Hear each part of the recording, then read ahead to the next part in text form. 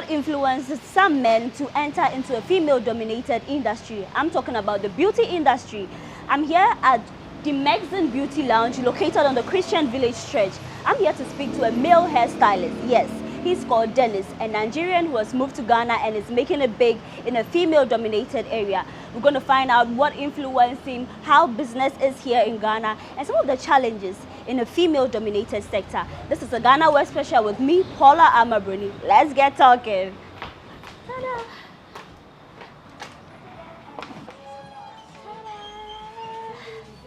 Hi, Dennis. Hello, good afternoon. Afternoon. It's good to meet you again. Yeah, you're welcome. Thank you. I'm back. This hairstyle won me a lot of accolades. Everybody kept on asking me, oh, who made it for you? And I told them it was a male hairstylist. Oh. I'll bring you customers, make you no worry. But today is a 360 conversation. We just want to find out how you're doing, business, what influenced you, and everything. But let me introduce you, Dennis Oniha. Yes, You introduce please. yourself to us. What you do and what influenced you to be in the beauty industry, which is, female dominated. Actually, I've been inspired by my auntie. So she does this work, hairdressing. Okay. She has a lot of experience. So I really liked it. Very long time. So actually, I've been in the work for like 8 years now. 8 years. Yeah. I've been in Ghana for 6 years. Okay. So I've been working the work, and it's really a long journey, you see. I can imagine. Buddy, I'm here to get a new look. I don't know what you recommend since I've done the bantu. What can you recommend today? Okay, I prefer you go for Rasta, you see, or cornrow, or what do you prefer? I like Rasta. Maybe something bigger this time. Okay. I've done the knotless, the tiny ones, so maybe a new look. So I'll go for Rasta, but bigger and longer. Okay, sure. Yeah. But if you have a picture, it will be better. Make I show you. But do clients show you picture? You get issues like, oh, this is not what I want, or you really love have to see it. I don't have a problem with any type of picture you have of braid you Okay, want. okay. All right. So like something like this, which I'll show you. Like so, something like that is fine. Okay, yeah, it's cool. Let's go. Great. So we get this one off. It's okay. How has business been in Ghana? You said you moved here, it's been 6 years, right? Yes, please. How has the journey been so far? The journey is some way. Some way. I don't usually work the work always. Like the whole of 6 years, I've not been doing the work. It's like off and on, you see. Was it, okay, let's take it maybe the era, COVID era. I know we were all home and all that. So in that period, you were just not working, right? I'm working. Home service? Yes, please. But weren't you scared? Scared of what? Contracting the virus? No. I'm a very hygienic boy, so I'm not. I see that in Yes, please. Great. But then there are a lot of Nigerians here in Ghana and business is good. I don't know what would you say, but what would you say influences your brothers, your sisters to move into Ghana to start business? That is what they came to do. If it's more favorable to the society or favorable to themselves, you see. When someone is traveling to a different country and going to do some work, he has to focus on customer service and all that. Yeah. Personality and characteristics, you see. You're in someone else's country. There are a lot of things to learn from them, their culture and their environment with their, let me just say, their food and all that, you see. Yeah, it's very important. Yeah. But you made mention of customer service. I would testify. When it comes to Nigerians working here in Ghana, business owners, traders, wherever you find them, you guys are very accommodating, nice, and your customer service is excellent. Do you say that is the main thing that makes you stand out? Exactly. You see, when you are at home, there is some freedom you have. Like, it's different from when you are in someone's house, you see. Yeah. As for in Nigeria, I can't brag with it, but it's just so different when it comes to work. Even if you are in your own country or so, the customer service is always like that. Okay. You see. So how do you treat your customers when they come in? Even on days where you're having a bad day, how is the relationship like? My bad day, I left it outside. I don't take it inside the shop. No matter Okay. how bad my days are, it definitely at the door. Immediately I step inside the shop, you never know if I had a bad day or not. You Okay. see, All right. definitely a must. But you know, working with women, sometimes they claim, which is not true. I would say it's not true. Women are very hard to deal with when it comes to what they want. A lady can show you, okay, this is what I want, but the moment maybe something goes wrong, you are good at what you do, like you don't miss it. But you have an instance where she says this is what she ordered, and maybe this is not what she's getting. Maybe it might be their extension. Maybe it might be the weave is not quality and all that. In such situations, how do you handle it? Yeah, that is what they call customer service. They are always right, no matter even if they are wrong or not. So you have to do what exactly they say you have to do. So as a professional, if a wig will not be enough and she requested for something that exceed the limit of the wig, you have to go and get some, even if you add it to the base of the total hair. You see, when a work is done professionally, it's looking nice. Yeah.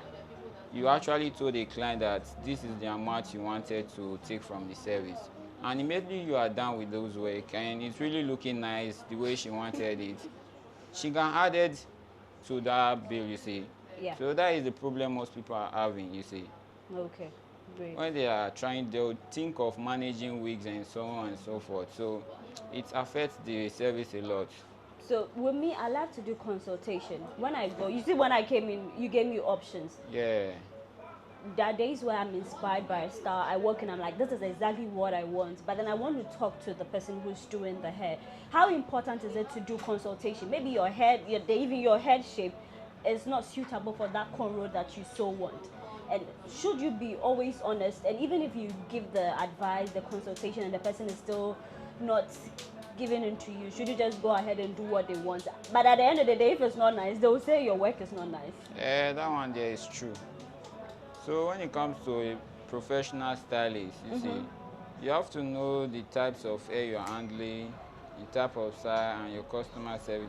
Sometimes clients will bring some pictures that won't fit them, you see, or some style that won't be able to do on their hair. So you have to convince them, not like tell them that it won't. You have to bring Find a option, fine. yeah, Okay.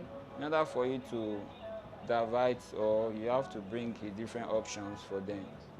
So they should go ahead with that. Alright. At the end of the day, if it doesn't fit, they will prefer, like I told you, you would have done this style I requested for you. You went ahead and doing something else, and look at what you have done. It's not looking nice on me. So you have to undo it and do what they requested for. Alright. If that doesn't suit them, so what are you going to do now? Who do you blame? Who do you blame? Yeah. That one there, you blame no one. The client definitely will send it like that. Oh, I get it. Yeah. But one reason that makes you stand out, the first time I came here, remember when we were doing this hair, it got to this part and I told you I was feeling pain. We were kind of done with the back, right? Yeah. But then when you saw the pain I was going through, you were like, no, let's take it off. And you did take it off, even though you had completed this section. That's what they call customer service. Although you told me it was okay, but I can really see the pain you are going through. So I have to undo it and redo it again because me, I'm not fully comfortable. Nah, it's not nice. But women have really suffered when it comes to braiding. You meet some hairstylists, they claim that some people, they say, it's too tight. It looks like it's not their fault. Anybody that comes in, they're like, oh, when you braid, I feel the pain. Your hand is heavy on the head. Yeah. For such a situation, sometimes when you talk to the hairstylist, they are not accommodating. They don't want to accept or even take it easy with you. They say a customer is always right, and it's my hair, it's my scalp, and all that. But sometimes you meet some braiders and they don't even want to take your word or put your feelings. It's a lot of pain, especially for people who have natural hair, because my hair is natural, so I don't want someone who doesn't know how to care for natural hair to handle my hair. So what would your advice be to your fellow hairstylists who are not so okay with the feedbacks that customers give them? And they should go and look for a different work to be doing. Okay. Yeah, I don't have time to. When it comes to customer service, you have to treat your clients very nicely, including it doesn't matter how much they are paying you. Someone might get hair done and go and bring someone else that will give you a lot of money. Exactly, Yeah, that is referrals. the problem most people are having. They feel like this service, this client there doesn't have money, let me just do it for her. Any abasa, then take your money and go. It's not really nice. You don't have to underrate anyone when it comes to your work. Okay, And you have to give it your all. No exactly. matter what client is telling you, you have to abide to what they are saying. When it's hurting, you have to adjust your hand and focus on your clients. You see, they are the Exactly. one paying you, so you have to give them your time, everything. Okay. Yeah. So Dennis, with all your years in the beauty industry, what would you say is your specialty? What do you specialize in? Is it braiding? Is it the weave on? Which one would you say is your best? That when anytime you touch it, like this is my signature. This is a go-to when you want this kind of hairstyle. Mm, well, the way you put it there, actually, when it comes to this service of it, I really don't know which is my signature. Yeah. If But I, I've seen your braids, the braids that you do. I've not yet seen like your weaves. Yeah, I've not yet seen it. But then for the braids, I see it pops. The cornrows is good. You've got your patterns right. It's very neat. The pattern, how you cut, everything is just fine. So maybe I'll say it's the braiding. as for me, the braid is not really my thing. Oh. Which one be your thing? Even the hair cry is not even my thing. Hey, so you're here, you're in the industry by chance or what? Eh, that one there is true. You see, I'm really good in this work because I commit myself into it, you see. Okay. So when I start talking there today, voila.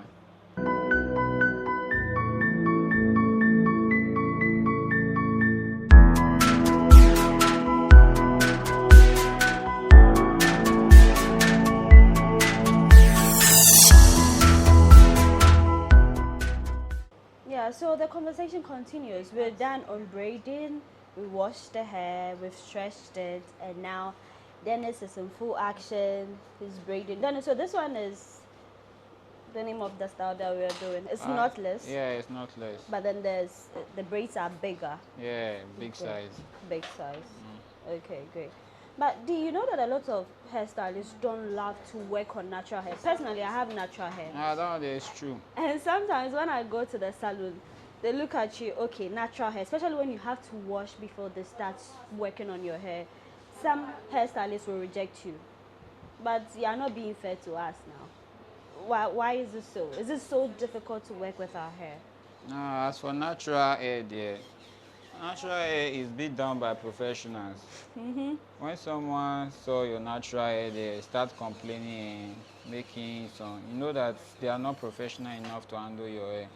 Okay. Yeah, it's only few people that are professional enough to handle natural hair.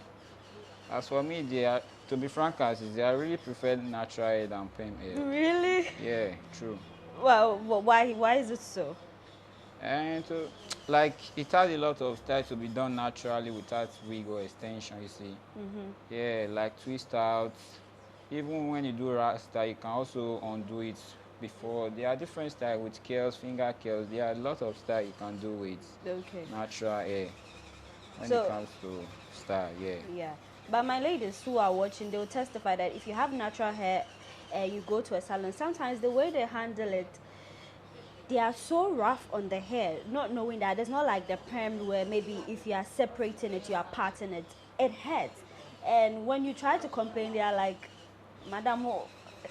That's how it happens. So some ladies love to wash their hair at home before bringing it to the salon because not anyone will be so gentle with it. I don't know. And when someone is trying to tell you indirectly that you are not welcome here, so that is how they treat someone. You see. Exactly, it They happens. can't tell you that you should stop coming to the place, so they have to treat you in a way that you have to go You to go a and different never side. return. Yeah, that's true. Exactly, but then we could all do better because caring for the hair is much more important. So that is with this one, how long would it take? This for these one. braids. Yeah. And it can take just 2 hours. Yeah, 2 hours will be done. Great. So on a regular, when you have knotless, like the smaller ones that a lot of women love to go for, how long does it take? That one, it will take 4 hours. Oh, okay. Like small size of knotless, yeah, 4 hours is okay. Oh, now the big question, Gary. No, I don't see a lot of women rock that hairstyle. The very tiny ones. Some takes days, but when someone walks into your salon to get Gary done, how long would it take? Gary, and we have a lot of girls in this shop. It will take just 1 day per. Although it will take our time a lot, but it's just 1 day work. So you prefer the person comes in very early? Yes, please, very early, and we'll start doing it. Okay. Yeah. All right. So earlier in our conversation, you made mention that you also work on dreadlocks. Yes, please. Okay. Dreadlocks, sister locks, false locks, butterfly, not all of them are both, you see. They're all related, so it's just a minor work. I see. But then there's this misconception that when you lock your hair, you cannot really explore other hairstyles. Is that true? Once the hair is locked, Depends on the size of the lock, so when it's big locks, that one there is true. You just have to leave it like that, just be interlocking your hair and continue with your locks, because that was what you go for. But when it comes to sister locks, yeah, you can do some other style on it. Okay. Yeah. Okay. I see. So word on the street is that when you are a hairstylist and you travel abroad, maybe to the US, the UK, the money is good because their industry, a lot of people love the braids, and the black women there who own salons, they really cash out because someone would love to take like a $300 for braids. Now, if you convert $300 to Ghana cedis or naira, that's a whole lot of money. That one there is true because we are in Africa, our mentality. When you go there, you think of the taxes and the things they are buying also. It's also equivalent to the prices. It's just the environment. So you converting it here is different for you being in the country there doing the work, you see. Yeah, it's true. We have not been to somewhere. That is what we think. Exactly. Okay.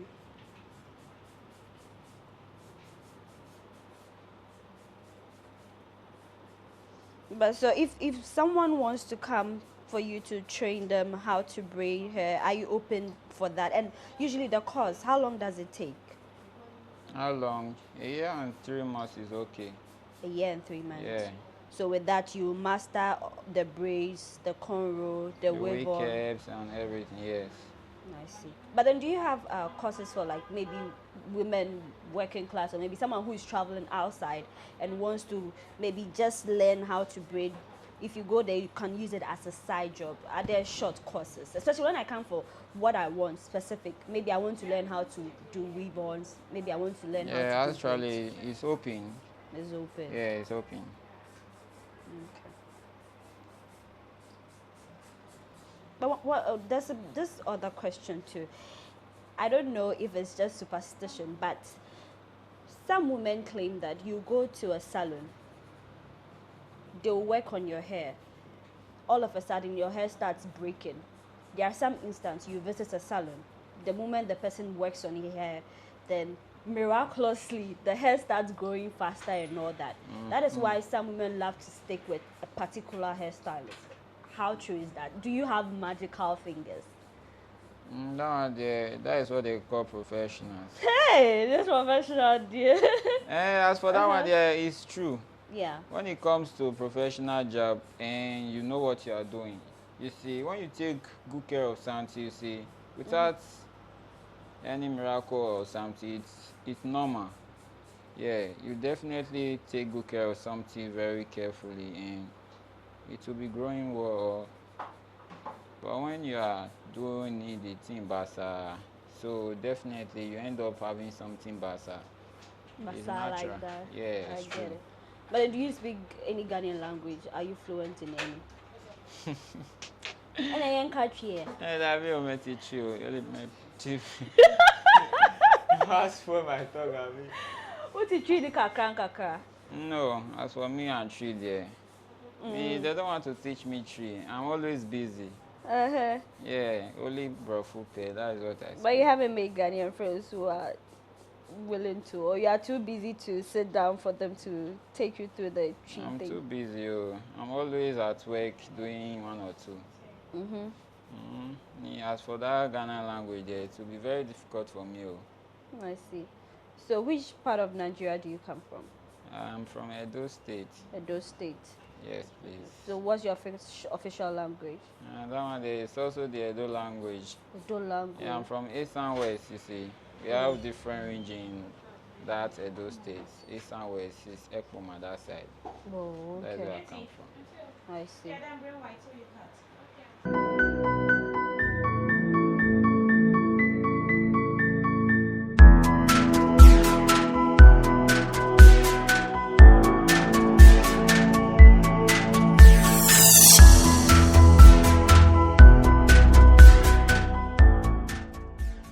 We're almost done. That's the very last one. So they want to say that when it comes to the beauty industry, having to be a hairstylist, is it very profitable? Money day inside. Money Ah. day inside though. Eh? Yeah, money day inside, and they should come and prove, invest themselves. Do you know how many shops are in Ghana that there's no stylist inside? As for the money day, but who will be the one working? It entails a lot of hard work and dedication. Yeah. So it's the service that matters a lot, not just the salon itself. But then there are not, like, a good number of male hairstylists. Because it's a female dominated, we see a lot of women in there. How do you feel being a man in this industry? Do you have like male colleagues? Yeah, when I, like, to be frank and sincere, the person that taught me this work was actually a male. Oh. And the shop, there are more than 20 guys there, you see. In Nigeria? Yes, please. Okay, okay. And the ladies are not plenty. Yeah, so I'm cool.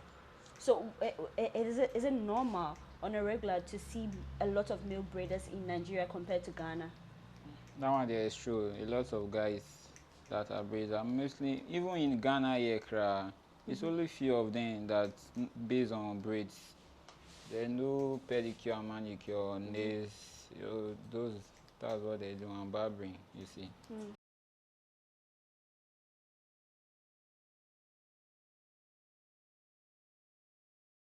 All right, Donna, so it's all done. I love my braids, I must say. It's looking good. How long did it take us? How long? I didn't check the time. I think it's 3 hours. 2 hours, yeah. So yeah, you should, if you have never had a male hairstylist treat your hair, you should. I will recommend that you visit a salon or a lounge like the Megxon Beauty Lounge on the Christian Village Stretch, where you could meet one of the best hairstylists who's doing great. So this is GhanaWeb Special. I am Paula Amabruni. Thanks for doing the watching.